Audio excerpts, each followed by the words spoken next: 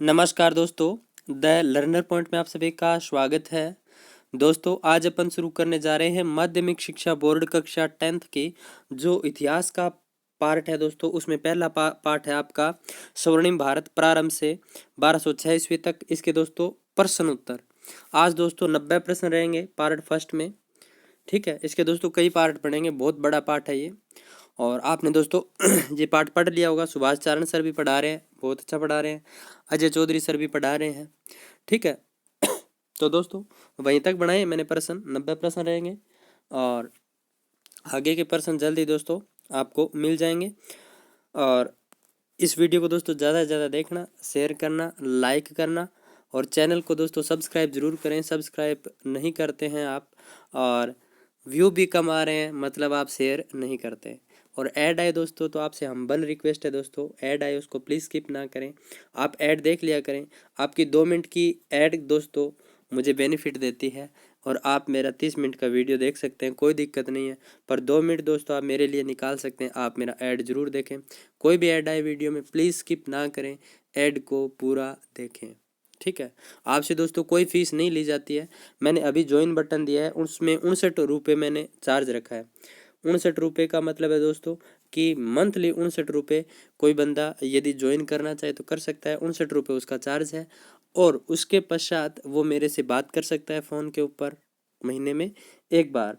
इसके अलावा दोस्तों मेंबर के लिए मैं अलग से वीडियो भी पोस्ट कर सकता हूँ, उनके लिए अच्छी बात पोस्ट हो सकती है, उनके लिए अलग से प्रश्न उत्तर हैं वो पोस्ट हो सकते हैं। तो कोई मेंबरशिप लेना चाहे तो अपने चैनल की मेंबरशिप भी ले सकता है। फ्री में पढ़ना चाहे तो फ्री में पढ़िए। आप ऐड आए 2 मिनट की, उस ऐड को पूरा देखा करें। तो चलिए दोस्तों शुरू करते हैं आज का ये चैप्टर।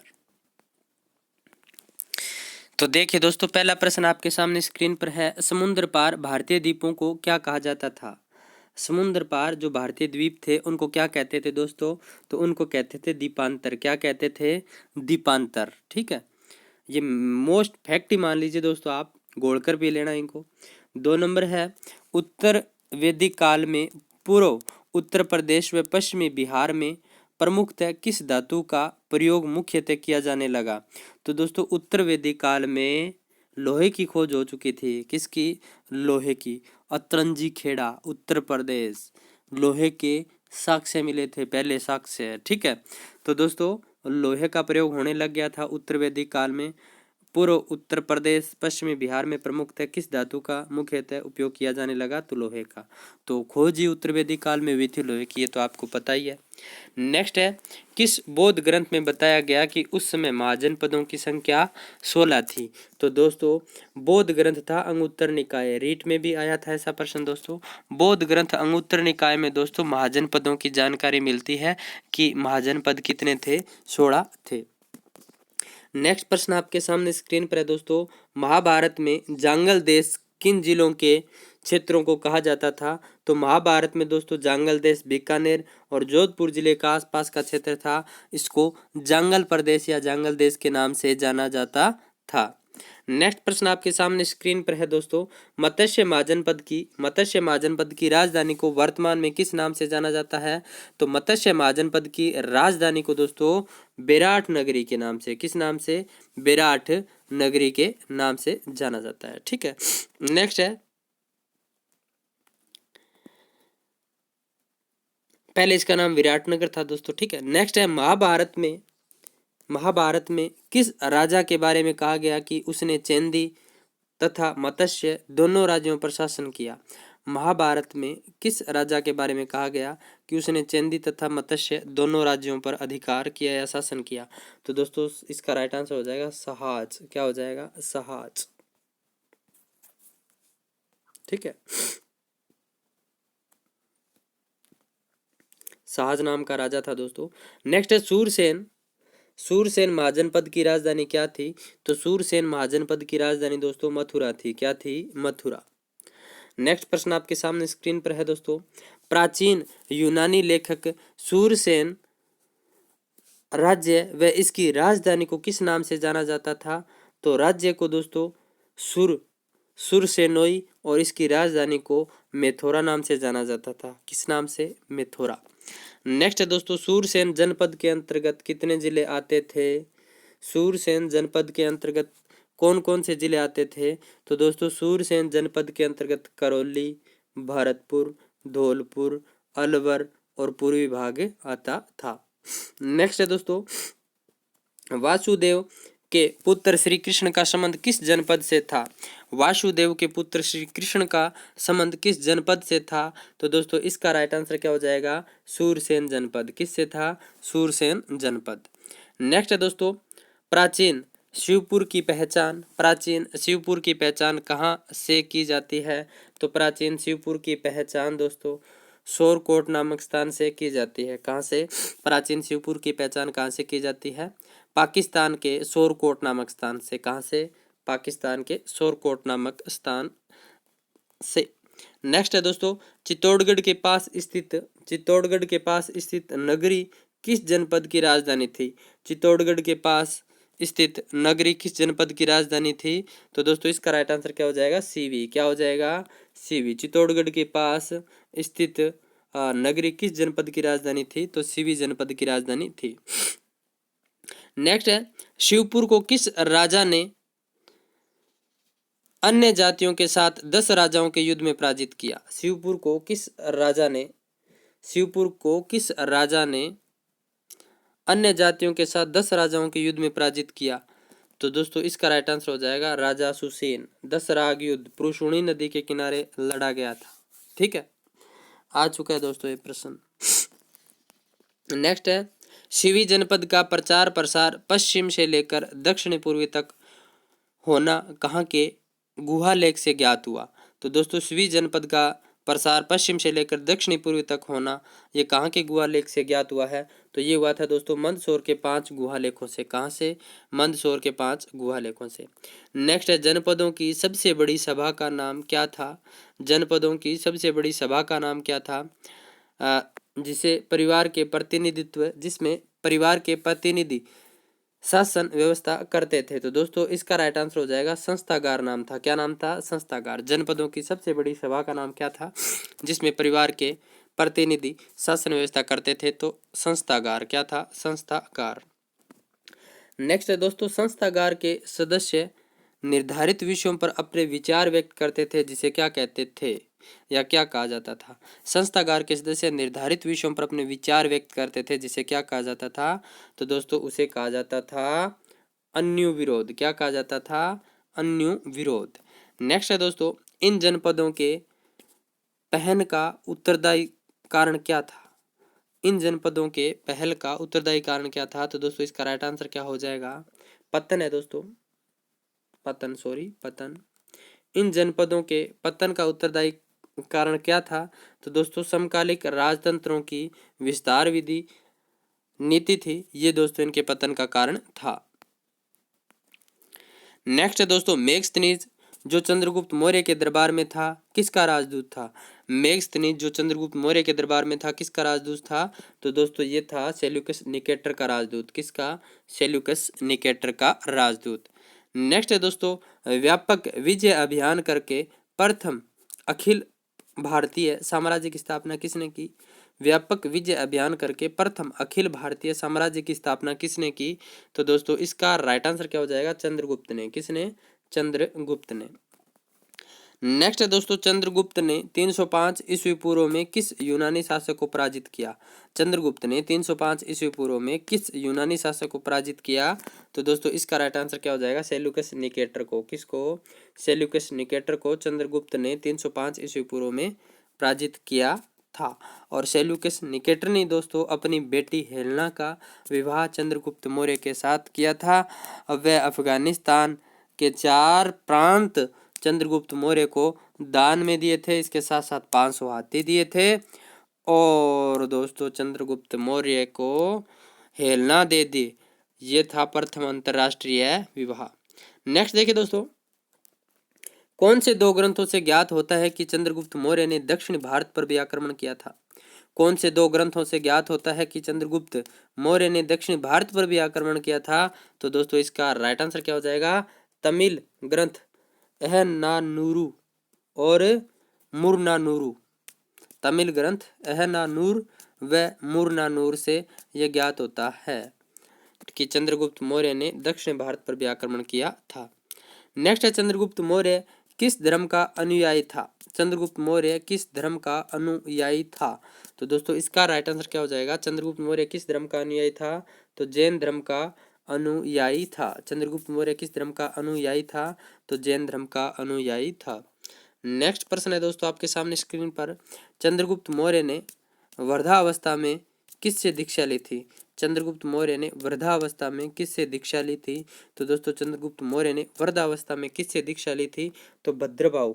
दोस्तों चंद्रगुप्त मौर्य थे, इनका अंतिम समय दोस्तों बहुत बेकार बीता था, क्योंकि दोस्तों चंद्रगुप्त मौर्य है ये जनता को बहुत चाहने वाला इंसान था, और इनके अंतिम समय में दोस्तों 10 वर्षों तक अकाल पड़ा था। कितने वर्षों तक, 10 वर्षों तक अकाल पड़ा। तो चंद्रगुप्त मौर्य दोस्तों बहुत दुखी हुआ था। दुखी होकर के दोस्तों ये चला गया कहाँ, कर्नाटक की स्वर्ण बेलगोला पहाड़ियों में। कहाँ, कर्नाटक की स्वर्ण बेलगोला पहाड़ियों पे। वहां पर दोस्तों जैन संत भद्रभाव से जैन धर्म की दीक्षा लेकर के सल्लेखना विधि से अपने प्राण त्याग दिए थे। सल्लेखना विधि होती है दोस्तों भूखे रह करके अपने प्राण त्याग देना। नेक्स्ट है दोस्तों सम्राट अशोक जो चंद्रगुप्त मौर्य का पुत्र था किस धर्म का अनुयायी था। सम्राट अशोक जो चंद्रगुप्त मौर्य का पुत्र था किस धर्म का अनुयायी था। तो दोस्तों इसका राइट आंसर हो जाएगा बौद्ध धर्म का अनुयायी था। किस धर्म का, बौद्ध धर्म का। नेक्स्ट है दोस्तों किस मौर्य शासक ने उपवास करके अपना शरीर त्याग दिया। किस मौर्य शासक ने उपवास करके अपना शरीर त्याग दिया। तो दोस्तों उपवास करना सल्लेखना विधि ये था दोस्तों चंद्रगुप्त मौर्य, जिसने 298 ईस्वी पूर्व स्वर्ण बेलगोला कर्नाटक की पहाड़ियों में दोस्तों अपने प्राण त्याग दिए थे। नेक्स्ट है यूनानी लेखक बिंदुसार को किस नाम से जाना जाता है। तो यूनानी लेखक बिंदुसार, बिंदुसार को किस नाम से जाना जाता है। तो दोस्तों अमित्रोचेटस। बिंदुसार को किस नाम से जाना जाता है, अमित्रोचेटस। यूनानी ग्रंथों में दोस्तों, यूनानी ग्रंथों में बिंदुसार को किस नाम से पुकारा जाता है, तो अमित्रोचेटस नाम से। नेक्स्ट है वायु पुराण। वायु पुराण में भद्रसार व जैन ग्रंथों में सिंहसेन किसे कहा गया। तो दोस्तों इसका राइट आंसर हो जाएगा बिंदुसार को। नेक्स्ट है दोस्तों किस मौर्य शासक ने दक्षिणी भारतीय क्षेत्रों को भी जीतकर मगध में शामिल किया था। तो दोस्तों किस मौर्य शासक ने दक्षिणी भारतीय क्षेत्रों को भी जीतकर मगध में शामिल किया। तो इसका राइट आंसर हो जाएगा बिंदुसार। किसने, बिंदुसार ने। नेक्स्ट है दोस्तों बिंदुसार के शासनकाल में हुए तक्षशिला विद्रोह का दमन करने के लिए उसने सर्वप्रथम किसे भेजा था। तो इसका राइट आंसर हो जाएगा दोस्तों अशोक। सबसे पहले अशोक को भेजा था, बाद में सुसीम को भेजा था। नेक्स्ट है किसके अनुसार बिंदुसार के शासनकाल में तक्षशिला में 2 विद्रोह हुए। तो दोस्तों किसके अनुसार बिंदुसार, किसके अनुसार बिंदुसार के शासनकाल में तक्षशिला में 2 विद्रोह हुए। तो दिव्यादान के अनुसार, दिव्यादान के अनुसार दोस्तों बिंदुसार के शासनकाल में तक्षशिला में 2 विद्रोह हुए थे। नेक्स्ट है एंटियोकोटस प्रथम कौन था। एंटियोकोटस प्रथम कौन था। तो दोस्तों बिंदुसार के राज दरबार में एक यूनानी एंटियोकोटस था। ठीक है। नेक्स्ट है दोस्तों एंटियोकोटस प्रथम ने किसे राजदूत के रूप में नियुक्त किया। एंटियोकोटस प्रथम ने किसे राजदूत के रूप में नियुक्त किया। तो दोस्तों इसका राइट आंसर हो जाएगा डाइमेकस को। किसको, डाइमेकस को। नेक्स्ट है दोस्तों मिस्र नरेश फिलाडेल्फस यानी फिलाडेल्फस मेली द्वितीय ने किस मिस्र राजदूत को बिंदुसार के दरबार में भेजा। तो दोस्तों इसका राइट आंसर क्या हो जाएगा डियानीसियस को, डियानीसियस को। नेक्स्ट है दोस्तों किसके अनुसार मिस्र के राजा ने एक मिस्री राजदूत को बिंदुसार के दरबार में भेजा। तो दोस्तों इसका राइट आंसर हो जाएगा प्लिनी के अनुसार। प्लिनी के अनुसार मिस्र के राजा ने एक मिस्री राजदूत को बिंदुसार के दरबार में भेजा था। नेक्स्ट है दक्षिणी भारत से प्राप्त किन अभिलेखों में अशोक का नाम अशोक मिलता है। दक्षिणी भारत से प्राप्त किन अभिलेखों में अशोक का नाम अशोक मिलता है? तो दोस्तों इसका राइट आंसर हो जाएगा दक्षिणी भारत से प्राप्त मास्की और गुर्जरा अभिलेखों में दोस्तों अशोक का नाम अशोक मिलता है। नेक्स्ट है दोस्तों, इन अभिलेखों में किन किन उपाधियों से विभूषित किया गया? तो दोस्तों इसका राइट आंसर हो जाएगा देवानाम प्रिय तथा देवानाम प्रियदर्शी। ठीक है, गुर्जरा और माश की अभिलेखों में दोस्तों अशोक को देवानाम प्रिय और देवानाम प्रियदर्शी नाम से सुशोभित किया गया है। नेक्स्ट है, अशोक का विवाह कहाँ की राजकुमारी से हुआ? तो दोस्तों अशोक का विवाह कहाँ की राजकुमारी से हुआ? तो विदिशा की राजकुमारी से हुआ। कहाँ की राजकुमारी? विदिशा। नेक्स्ट है दोस्तों, अशोक के अभिलेखों में उसकी किस रानी का उल्लेख मिलता है? अशोक के अभिलेखों में उसकी किस रानी का उल्लेख मिलता है? तो दोस्तों रानी कारुबाकी का उल्लेख मिलता है। किसका? रानी कारुबाकी। नेक्स्ट है दोस्तों, राज्याभिषेक के कितने वर्षों बाद अशोक ने कश्मीर तथा खोतान के अनेक क्षेत्रों को अपने साम्राज्य में मिलाया? तो दोस्तों इसका राइट आंसर हो जाएगा 7 वर्ष बाद। कितने वर्ष बाद? 7 वर्ष बाद। नेक्स्ट है, राज्याभिषेक के 8वें वर्ष में अशोक ने कहां पर आक्रमण किया? राज्याभिषेक के 8वें वर्ष में अशोक ने कहां पर आक्रमण किया? तो कलिंग पर आक्रमण किया था। कहां पर? कलिंग। नेक्स्ट है दोस्तों, किस अभिलेख के आधार पर यह अनुमान लगाया जा सकता है, किस अभिलेख के आधार पर यह अनुमान लगाया जाता है कि उस समय कलिंग पर नंदराज शासन कर रहा था? किस अभिलेख के आधार पर यह अनुमान लगाया जाता है कि उस समय कलिंग पर नंदराज शासन कर रहा था? तो हाथी गुफा अभिलेख। क्या? हाथी गुफा अभिलेख। नेक्स्ट है, किस नरसंहार के कारण अशोक ने सशस्त्र त्याग की घोषणा की? किस नरसंहार के कारण अशोक ने सशस्त्र त्याग की घोषणा की? तो दोस्तों कलिंग युद्ध। कलिंग युद्ध के बाद दोस्तों अशोक ने सशस्त्र थे वो त्याग दिए। नेक्स्ट है, राजतरंगिणी के लेखक कौन है?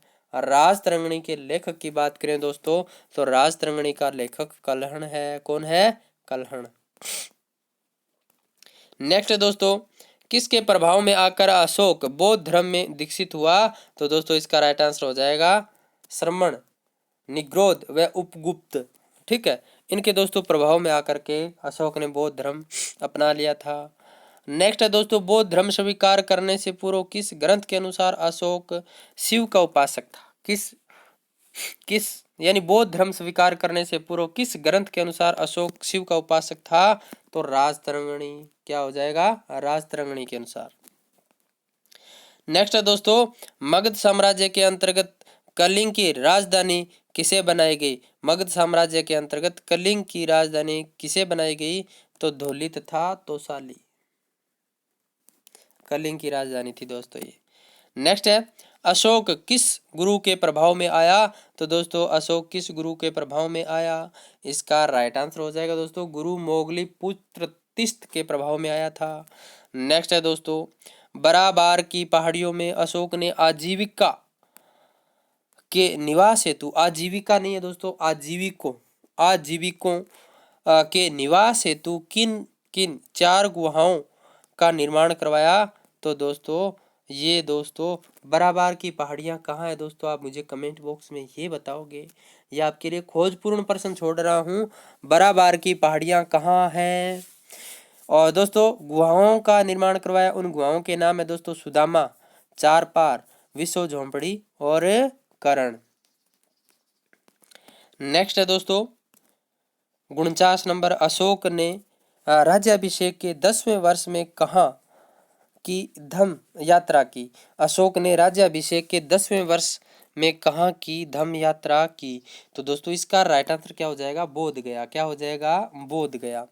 नेक्स्ट है दोस्तों, अशोक ने राज्याभिषेक के 20वें वर्ष में कहाँ की धम्म यात्रा की?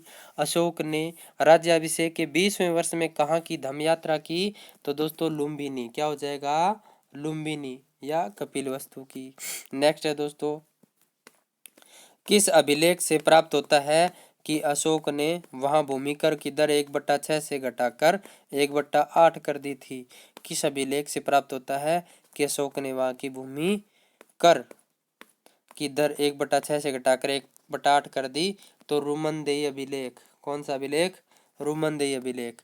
नेक्स्ट है दोस्तों, राज्याभिषेक से संबंधित लघु शिलालेख में अशोक ने स्वयं को क्या कहा? तो राज्याभिषेक से संबंधित लघु शिलालेखों में अशोक ने स्वयं को बुद्ध शाक्य कहा। क्या कहा? बुद्ध शाक्य। नेक्स्ट है दोस्तों, पाप कर्म से निवर्ती, विश्व कल्याण, दया, दान, सत्य व कर्म शुद्धि ही धम्म है। यानी अशोक का धम्म क्या है? तो आप बताओगे विश्व कल्याण, पापों से निवृत्ति, दया, दान, सत्य, कर्म शुद्धि क्या है? अशोक का धम्म है। उपयुक्त परिभाषा अशोक के किस अभिलेख में दी गई? तो दोस्तों दूसरे और 7वें अभिलेख में अशोक के धम्म की परिभाषाएं दी गई है। तो ये बात आप ध्यान में रखना। वीडियो देख रहे हो दोस्तों, नींद तो नहीं आ रही है आपको? आप वीडियो को लाइक करें, शेयर करें ज़्यादा से ज़्यादा। नेक्स्ट प्रश्न है दोस्तों 54 नंबर, धम्म क्या है? तो धम्म क्या है? अशोक ने मनुष्य की नैतिक उन्नति हेतु जिन आदर्शों का प्रतिपादन किया उन्हें अशोक का धम्म कहा जाता है। नेक्स्ट है, कौन से अभिलेख के अनुसार धम्म में अल्प संग्रह व अल्प व्यय का भी विधान था? तो दोस्तों ये है तीसरे अभिलेख। कौन से अभिलेख? तीसरे अभिलेख। नेक्स्ट है दोस्तों, किस शिलालेख के अनुसार अशोक ने बुद्ध के त्रिरत्नों बुद्ध, धम्म व संघ के प्रति अपनी आस्था प्रकट की? किस शिलालेख के अनुसार अशोक ने बुद्ध के त्रिरत्नों बुद्ध, धम्म व संघ के प्रति अपनी आस्था प्रकट की? तो इसका राइट आंसर हो जाएगा दोस्तों भाब्रू शिलालेख। कौन सा? भाब्रू शिलालेख। नेक्स्ट है वाराणसी। वाराणसी महाजनपद काल में किसकी राजधानी थी? तो वाराणसी महाजनपद काल में किसकी राजधानी थी? तो काशी की। किसकी? काशी की राजधानी थी। नेक्स्ट है दोस्तों, कौन से अभिलेख में अशोक ने कौशाम्बी तथा पाटलिपुत्र के महामात्रों को आदेश दिया? महामात्रों को आदेश दिया कि संघ में फूट डालने वाले भिक्षुणियों को बहिष्कृत किया जाए? तो दोस्तों ये है राइट आंसर। इसका क्या होगा? तो ये देखिए, सांची, रायसीन मध्य प्रदेश में, सारनाथ, वाराणसी उत्तर प्रदेश के लघु स्तंभ लेखों में अशोक ने ऐसा कहा था। नेक्स्ट है दोस्तों, किस अभिलेख में यह विज्ञप्ति जारी की गई कि किसी भी यज्ञ के लिए पशुओं का वध न किया जाए? तो प्रथम शिलालेख। अशोक का प्रथम शिलालेख पशु बलि पर रोक लगाता है। अशोक का प्रथम शिलालेख पशु बलि पर रोक लगाता है। तो ध्यान रखना, पशु बलि पर रोक लगाता है। नेक्स्ट है, राज्याभिषेक के किस वर्ष में अशोक ने धम्म महामात्रों की नियुक्ति की? राज्याभिषेक के किस वर्ष में अशोक ने धम्म महामात्रों की नियुक्ति की? तो दोस्तों इसका राइट आंसर क्या हो जाएगा? 14वें वर्ष। कौन से वर्ष? 14वें वर्ष। नेक्स्ट है, कौन सा मौर्य शासक था जिसने अभिलेखों के माध्यम से अपनी प्रजा को संबोधित किया? कौन सा मौर्य शासक था जिसने अभिलेखों के माध्यम से अपनी प्रजा को संबोधित किया? तो दोस्तों इसका राइट आंसर क्या हो जाएगा? अशोक। किसने? अशोक ने। नेक्स्ट है दोस्तों आपके सामने स्क्रीन पर, अभिलेखों के माध्यम से संबोधित करने की प्रेरणा अशोक को कहाँ से मिली? वेरी वेरी इंपॉर्टेंट है दोस्तों, अभिलेखों के माध्यम से संबोधित करने की प्रेरणा अशोक को कहाँ से मिली? तो इसका राइट आंसर क्या हो जाएगा दोस्तों? ईरान के राजा दारा से या डेरियस प्रथम से मिली थी। नेक्स्ट है, अशोक के अधिकांश अभिलेख किस लिपि में है? तो अशोक के अधिकांश अभिलेख दोस्तों ब्राह्मी लिपि में है। कौन सी लिपि? ब्राह्मी लिपि। नेक्स्ट है दोस्तों, पश्चिमोत्तर भारत से प्राप्त अशोक के अभिलेख किस लिपि में है? तो दोस्तों इसका राइट आंसर क्या हो जाएगा? ख्रोष्टी लिपि। कौन सी लिपि में है? ख्रोष्टी। नेक्स्ट है दोस्तों, यवन नरेश ओंटियोकस, ठीक है, द्वितीय का उल्लेख किस अभिलेख में मिलता है? तो दोस्तों इसका राइट आंसर हो जाएगा दूसरे और तीसरे अभिलेख में मिलता है। नेक्स्ट है, टोपरा से दिल्ली लाए गए एक स्तंभ में कितने लेख एक साथ उत्कीर्ण है? तो टोपरा से दिल्ली लाए गए एक स्तंभ में कितने लेख एक साथ उत्कीर्ण है? तो इसका राइट आंसर हो जाएगा दोस्तों 7 लेख है। कितने? 7 लेख। नेक्स्ट है, अशोक के अभिलेखों को पढ़ने में प्रथम बार सफलता किसे मिली? तो दोस्तों इसका राइट आंसर क्या हो जाएगा? जेम्स प्रिशेप को मिली थी दोस्तों। जेम्स प्रिशेप को अशोक के अभिलेखों को पढ़ने में सर्वप्रथम सफलता मिली थी। खोजा किसने? दोस्तों टिफिन थैलर ने खोजा था। टिफिन थैलर ने खोजा था, लेकिन पढ़ने में कामयाब कौन हुआ था? जेम्स प्रिशेप। नेक्स्ट है दोस्तों, किस राजा ने प्रभावित होकर अशोक से देवानामप्रिय की उपाधि धारण की? किस राजा से प्रभावित होकर अशोक ने देवानामप्रिय की उपाधि धारण की? तो दोस्तों इसका राइट आंसर हो जाएगा ताम्रपर्णी। श्रीलंका के राजा तिस्त ने अशोक से प्रभावित होकर देवानामप्रिय की उपाधि धारण की। ठीक है, तो अशोक से प्रभावित होकर के किस राजा ने दोस्तों देवानामप्रिय की उपाधि धारण की थी? तो ये की थी दोस्तों ताम्रपर्णी। श्रीलंका के राजा तिस्त ने अशोक से प्रभावित होकर देवानामप्रिय की उपाधि धारण की थी। नेक्स्ट है दोस्तों, राजा तिस्क के दूसरे राज्याभिषेक के अवसर पर अशोक का पुत्र किसका भाग लेकर पहुंचा? तो इसका राइट आंसर हो जाएगा अशोक का पुत्र महेंद्र बोध वृक्ष का एक भाग लेकर पहुंचा। बौद्ध धर्म के प्रचार प्रसार के लिए दोस्तों महेंद्र संघमित्र आ गए थे। नेक्स्ट है दोस्तों, अशोक के बाद राजा कौन बने जिसे दिव्यदान में धर्म निवर्धन कहा गया? तो अशोक के बाद तो दोस्तों कुणाल। कौन? कुणाल। नेक्स्ट है दोस्तों, किस ग्रंथ के अनुसार उस समय जलोक कश्मीर का शासक था? तो दोस्तों इसका राइट आंसर हो जाएगा राजतरंगिणी के अनुसार। नेक्स्ट है दोस्तों, अंतिम मौर्य सम्राट कौन था? तो बृहदत्त था दोस्तों अंतिम मौर्य सम्राट। नेक्स्ट है मगध में शुंग वंश की नींव किसने रखी? तो दोस्तों इसका राइट आंसर हो जाएगा बृहदत्त का ब्राह्मण मंत्री शंगु ने उसकी हत्या करके रखी थी शुंग वंश की। ठीक है, नेक्स्ट है कौटिल्य ने राज्य के कितने अंग निर्दिष्ट किए? तो दोस्तों कौटिल्य ने राज्य के 7 अंग बताए थे। राजा, अमात्य, जनपद, दुर्ग, कोष, सेना और मित्र। ध्यान रखना दोस्तों, कौटिल्य ने 7 अंग बताए थे राज्य के। कितने? 7। नेक्स्ट है राजा द्वारा मुख्यमंत्री व पुरोहित की नियुक्ति उनके चरित्र की भली भांति जांच के बाद ही की जाती थी। इसे क्या कहा जाता था? तो दोस्तों यह क्रिया क्या कहलाती थी? यह क्रिया कहलाती थी दोस्तों उपदा परीक्षण। क्या कहलाती थी? उपदा परीक्षण। नेक्स्ट है अर्थशास्त्र में उल्लेखित 18 विभागों को किस नाम से जाना जाता था? अर्थशास्त्र में उल्लेखित 18 विभागों को किस नाम से जाना जाता था? तो दोस्तों तीर्थ के नाम से। किस नाम से? तीर्थ के नाम से जाना जाता था। नेक्स्ट है तीर्थ के अध्यक्ष को क्या कहते थे? तो दोस्तों तीर्थ के अध्यक्ष को महामात्र कहते थे। क्या कहते थे? महामात्र। दोस्तों वीडियो को लाइक करें, ज़्यादा से ज़्यादा शेयर करें। नेक्स्ट है सर्वाधिक महत्वपूर्ण तीर्थ कौन कौन से थे? तो दोस्तों ये थे मंत्री, पुरोहित, सेनापति व युवराज। नेक्स्ट है साम्राज्य के विभिन्न भागों में कोष गृह व अन्नागार बनवाना किसका कार्य था? तो कोषाध्यक्ष का। किसका? कोषाध्यक्ष का, जिसे सन्निधाता भी बोलते थे। नेक्स्ट है दोस्तों नागार्जुनी गुफाएं आजीविकों को दान में किसने दी? तो नागार्जुनी गुफाएं आजीविकों को दान में किसने दी? इसका राइट आंसर हो जाएगा दशरथ द्वारा दी गई। किसके द्वारा? दशरथ द्वारा। नेक्स्ट है भारत में पहली बार केंद्रीकृत शासन व्यवस्था की स्थापना कब हुई? तो भारत में पहली बार केंद्रीकृत शासन की स्थापना कब हुई? तो मौर्य काल में। कब हुई थी? मौर्य काल में। नेक्स्ट है दोस्तों केंद्रीय प्रशासन में समाहर्ता का क्या कार्य होता था? तो केंद्रीय प्रशासन में दोस्तों समाहर्ता का कार्य होता था राजस्व एकत्रित करना, आय व्यय का ब्यौरा रखना, वार्षिक बजट तैयार करना। नेक्स्ट है अर्थशास्त्र में कितने विभागाध्यक्षों का उल्लेख है? तो अर्थशास्त्र में दोस्तों 26 विभागाध्यक्षों का उल्लेख है। नेक्स्ट है अर्थशास्त्र के विभागाध्यक्षों में से शीताध्यक्ष किससे संबंधित है? तो दोस्तों इसका राइट आंसर हो जाएगा कृषि से। किससे? कृषि। नेक्स्ट है दोस्तों अर्थशास्त्र के विभागाध्यक्षों में से आठविक किसे कहते हैं? तो दोस्तों इसका राइट आंसर हो जाएगा वन विभाग का प्रमुख। इसे आठविक कहते हैं। क्या कहते हैं? आठविक। नेक्स्ट प्रश्न आपके सामने स्क्रीन पर है दोस्तों, प्रांतीय प्रशासन की सबसे छोटी इकाई का मुख्य कौन होता था? तो प्रांतीय प्रशासन की सबसे छोटी इकाई का मुखिया गोप होता था। कौन? गोप।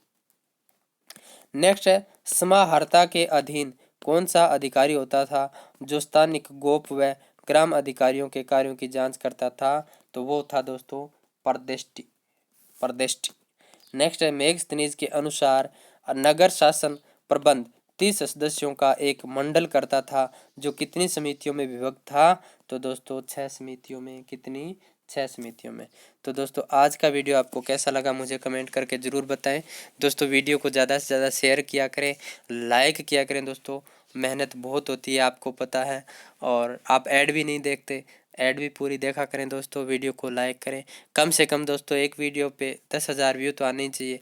पर आप शेयर नहीं करते तो व्यू आते हैं दोस्तों 1000, 1500, 2000, 1000, 1500, 2000। तो आज मैं आशा करूँगा कि इस वीडियो को आप इतना शेयर करेंगे, व्हाट्सएप पर स्टेटस लगाना, फेसबुक पर, हर जगह इसको शेयर करोगे दोस्तों आप। इस वीडियो पे 10,000 व्यू आने चाहिए, तभी दोस्तों नेक्स्ट पार्ट आएगा इसका। 10वीं क्लास की इतिहास बहुत महत्वपूर्ण है दोस्तों।